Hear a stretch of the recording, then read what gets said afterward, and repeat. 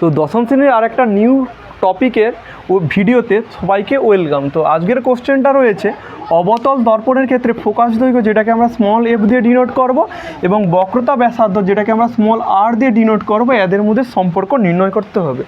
তো এই ম্যাথামেটিক্যাল ফর্মুলাটা ডিডাকশান করার জন্য আমাদের কিছু বেসিক জিনিসগুলো জেনে নিতে হয়। তো বেসিক জিনিসটা কি? অবতল দর্পণ। তো এটা হচ্ছে একটা অবতল দর্পণ, এটা হচ্ছে রাফ মানে ঘষা, আলোটা যেতে পারেনি। এটাকে একটা প্রধান অক্ষ। যদি কোনো আলোকরশ্মি প্রধান অক্ষে সমান্তরালভাবে অবতল দর্পণে আপতিত হয় তো রশ্মিটা ফোকাস দিয়ে যাবে। তো এটা হচ্ছে ফোকাস, যেটাকে আমরা এফ দিয়ে ডিনোট করব। এবং অবতল দর্পণে ফোকাস বিন্দুর সংখ্যা কতগুলো? একটা। এটা দিয়েও এমসিকিউ আসে। এবং কোনো একটা আলোকরশ্মি যদি অবতল দর্পণের বক্রতা কেন্দ্র দিয়ে যায়, বক্রতা কেন্দ্র জিনিসটা কি এটা একটু পরে বলতেছি। এটা প্রধান অক্ষ, এটা হচ্ছে ফোকাস বিন্দু, এটা হচ্ছে বক্রতা কেন্দ্র। তো বক্রতা কেন্দ্র দিয়ে যদি কোনো আলোকরশ্মি যায়, যেই পথেই যায় সেই পথেই ফিরে আসে।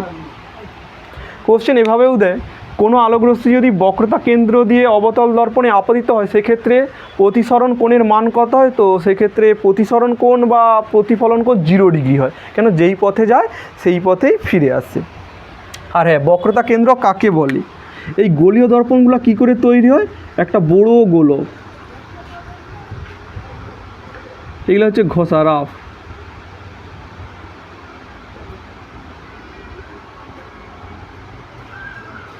এই পোর্শনগুলো রাফ।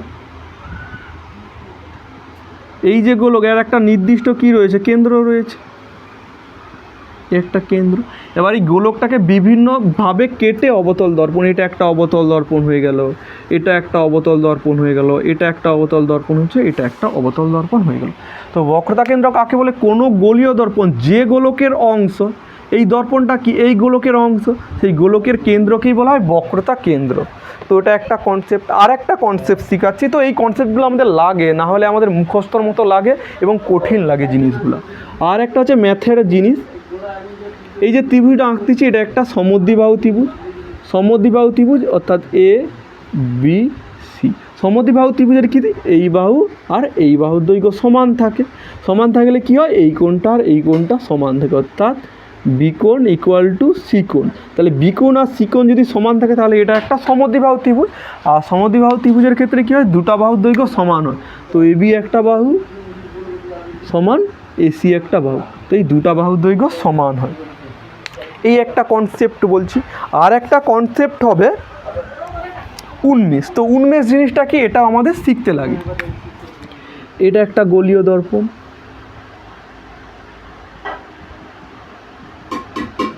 এটা প্রধান অক্ষ। কোনো আলোকরশ্মি যদি প্রধান অক্ষের সঙ্গে ক্ষুদ্র কোণ করে, তো এটা হচ্ছে প্রধান অক্ষ। এই যে আলোটা গিয়েছে প্রধান অক্ষের সঙ্গে খুব ক্ষুদ্র কোণ করছে। যদি ক্ষুদ্র কোণ করে তাহলে এটা হচ্ছে এ, এটা হচ্ছে বি, এটা হচ্ছে সি। তাহলে এ বি বাহুর দৈর্ঘ্য যা হবে এসি বাহুর দৈর্ঘ্যও তা হবে। এ বি বাহুর দৈর্ঘ্য নিয়ার ইকুয়াল টু এসি, মানে এ বি বাহুর দৈর্ঘ্য আর এসি বাহুর দৈর্ঘ্য সমান হয়। আমরা যদি ভিজুয়ালি দেখি বা আমরা চোখের সাহায্যে দেখি তো এ বি বাহুর দৈর্ঘ্য হচ্ছে এসি বাহুর দৈর্ঘ্য বড় হবে, কিন্তু না, যেহেতু প্রায় সেম, বলতে গেলে খুব কাছাকাছি, এ বি বাহুর দৈর্ঘ্য যা হবে এসি বাহুর দৈর্ঘ্যও তা হবে। কেন? এই এসি যে রশ্মিটা এটা প্রধান অক্ষের সঙ্গে খুব ছোট্ট কোণ করেছে, তো এসি বাহুর দৈর্ঘ্য আর এবি বাহুর দৈর্ঘ্য সমান হবে। তো এটাই হচ্ছে উপাক্ষীয় রশ্মি। হ্যাঁ, উপাক্ষীয় রশ্মি কাকে বলে? এটাও পরীক্ষায় থাকে। তো উপাক্ষীয় রশ্মি কাকে বলে? কোনো আলোক রশ্মি যদি কোনো গোলীয় দর্পণের প্রধান অঙ্কের সঙ্গে খুব ক্ষুদ্র কোণ করে সেই রশ্মিটাকে আমরা বলবো উপাক্ষীয় রশ্মি। তো এই কনসেপ্টটা লাগে। আর একটা কনসেপ্ট লাগে, এটা একটা রশ্মি, এটা একটা সরলরেখা, এটা একটা সরলরেখা, যেগুলো হচ্ছে সমান্তরাল সরলরেখা। সমান্তরাল সরলরেখা কাকে বলে? না, যে সরলরেখা পাশাপাশি থাকলে কেউ কাউকে ছেদ করে না, এরূপ সরলরেখাকে আমরা বলবো সমান্তরাল সরলরেখা। সমান্তরাল সরলরেখার উদাহরণ কী হবে? রেল লাইনের পাত। এবং ছেদক বা ভেদক কি? না, যে সরলরেখা এই দুটা লাইনকে টাচ করে বা ইন্টারসেক্ট করে তাকে আমরা ভেদক বা ছেদক বলবো। এবং এই কোণটার একান্তর কোণ কোনটা হবে? এই কোণটা। এই একান্তর কোণ দুটা পরস্পর সমান থাকে।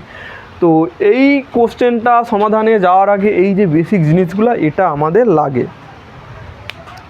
তো এগুলো হচ্ছে রাফ, পরীক্ষার খাতায় করবার দরকার নেই। এবার যেটা আমাদের লাগে সেই ছবিটা আমরা ড্র করতেছি। ছবিটা কিভাবে ড্র করতেছি এটা হচ্ছে আমাদের শেখার দরকার রয়েছে। ছবি দেখে দেখে না করলে আমাদের সমাধান করতে অসুবিধা হয়ে যায়। তো এটা কি একটা প্রধান অক্ষ। এই প্রধান অক্ষের সমান্তরাল যদি কোনো একটা আলোক রশ্মি যায়, তো এটা যাচ্ছে, তা কোথা দিয়ে আসবে না, ফোকাস দিয়ে আসবে। তো ফোকাসটা আমরা এই তীর চিহ্নগুলো দেওয়াটাও খুব ম্যান্ডেটরি। এটা হচ্ছে ফোকাস, যেটাকে বলা এ, এবং এটা হচ্ছে বক্রতা কেন্দ্র, যেটা হচ্ছে অভিলম্বের মতো কাজ করে। এবং এম ও এম ড্যাশ এটা একটা গোলীয় দর্পণ, এবং পি কিউ আর এটা সি, এটা হচ্ছে সি আর কিউ। সিটা হচ্ছে বক্রতা কেন্দ্র, বক্রতা কেন্দ্র থেকে যেই আপাতন বিন্দুতে একটা লম্ব ড্র করছে, তাহলে এক্ষেত্রে এই কোণটার মান কত, I1, এই কোণটার মান কত, R1। এখানে I1 R1 অত লাগবে না।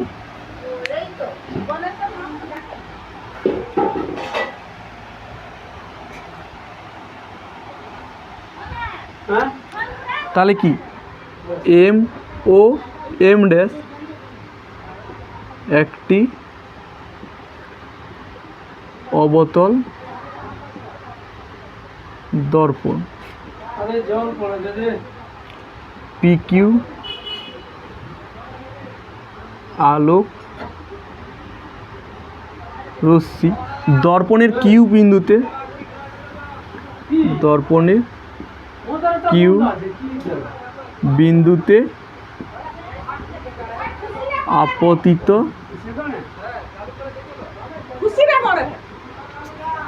আপাতিত হয়েছে, এবং কিউ আর হলো প্রতিফলিত রশ্মি, কিউ আর হলো প্রতিফলিত রশ্মি।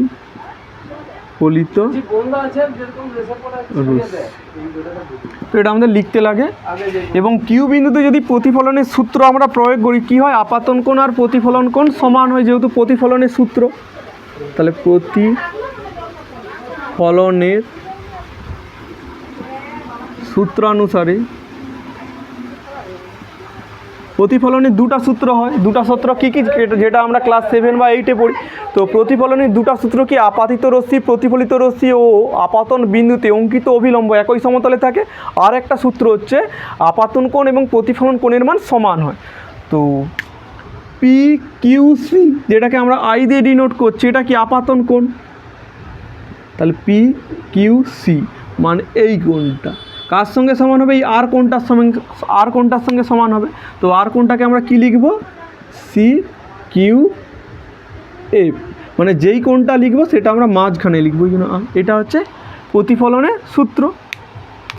এবং পি কিউ আর সিও এটা কি একটা সমান্তরাল রশ্মি, পি কিউ ও সিও হলো সমান্তরাল সরল রেখা, যার ছেদক বা ভেদককে ছেদক বা ভেদক কী হবে, এটা একটা সরলরেখা, এটা একটা সরলরেখা, দুজনকে ছেদ করছে কে, সি আর কিউ, সি কিউ। যেই কনসেপ্টটা আমি কোথায় শিখিয়েছি, এখানে আমরা শিখিয়েছি। যদি হয় তাহলে এই কোণটার একান্তর কোণ কোনটা হবে, এই কোণটা, অর্থাৎ পি কিউ সি এর একান্তর কোণটা কোনটা হবে, সি কোণটা। সি কোণটাকে লিখতে পারি এ কিউ সি এফ, এটা হচ্ছে সি কোণ, কিউ সি এফ। কী লিখব, একান্তর কোণ।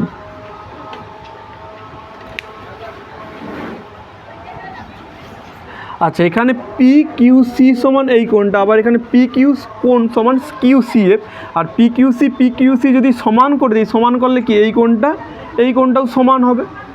তাহলে C Q F equal to কী হবে, কিউ সি এফ, অর্থাৎ কিউ আর সি, এই কিউ কোণটা আর সি কোণটা যদি সমান হয়, তাহলে এই বাহুটা আর এই বাহুটা কি সমান হবে, অর্থাৎ এফ সি সমান এফ কিউ হবে। কেন, এটা একটা সমদ্বিবাহু ত্রিভুজ হচ্ছে, যেই কনসেপ্টটা আমি এখানে শিখেছি। এই কোণটা আর এই কোণটা যদি সমান হয়, তাহলে এফ সি বাহুর দৈর্ঘ্য আর এফ কিউ বাহুর দৈর্ঘ্য সমান হবে। কেন? একটা সমদ্বিবাহু ত্রিভুজ। আবার বলেছিলাম যেহেতু গোলীয় দর্পণের উন্মেষ খুব ছোট,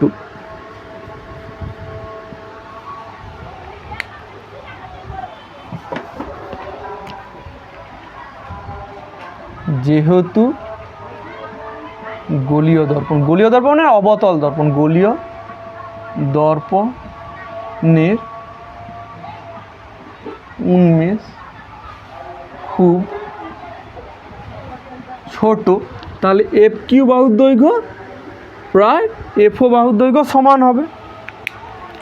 কী হবে? এফ কিউ বাহুর দৈর্ঘ্য নিয়ার ইকুয়াল টু এফও হবে।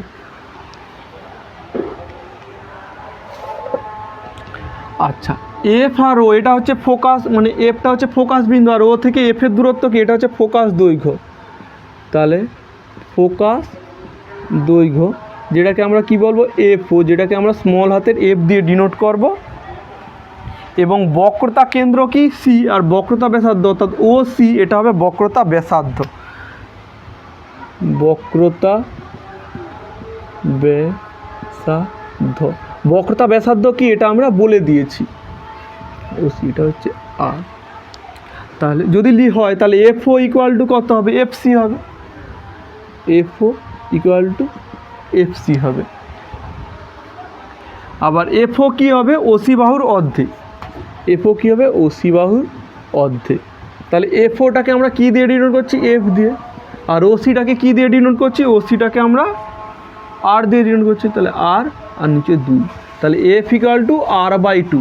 এটা হচ্ছে গুরুত্বপূর্ণ একটা রিলেশান। এখান থেকে অঙ্ক দেয়, বলে ফোকাস দৈর্ঘ্য যদি 12 হয় তাহলে এক্ষেত্রে বক্রতা ব্যাসার্ধ কত হবে? তো বক্রতা ব্যাসার্ধ জাস্ট এফের সঙ্গে 2 গুণ করে দেবো, 24 হবে। আর যদি জানতে চায় বক্রতা ব্যাসার্ধ 20, তাহলে ফোকাস দৈর্ঘ্য কত হবে? সেক্ষেত্রে 2 দিয়ে ভাগ করে দেবো, অর্থাৎ 10 সেন্টিমিটার বা মিটার যাই হোক, এটা একটা হবে। তো এটাই হলো আমাদের আজকের সমাধান বা আজকের ক্লাস। সায়েন্স পাওয়ারে সকল কেটে দে। সায়েন্স পাওয়ারে ওয়েলকাম সকলকে। আজকের ক্লাসে থাকছে অবতল দর্পণের ফোকাস দৈর্ঘ্য ও বক্রতা ব্যাসার্ধের মধ্যে সম্পর্ক। তো এই সম্পর্কটা আমাদের ডিডাকশন করতে দেয়। তাছাড়া আমাদের 1 নম্বর বা 2 নম্বরে অঙ্ক এসে থাকে এই রিলেশানটা থেকে, অর্থাৎ F equal to R by 2। তো এই সমাধানটা আজকে দেখে নেবো সাবজেক্টে ইজি ল্যাঙ্গুয়েজে। তো চলো ক্লাসটা করা যাক।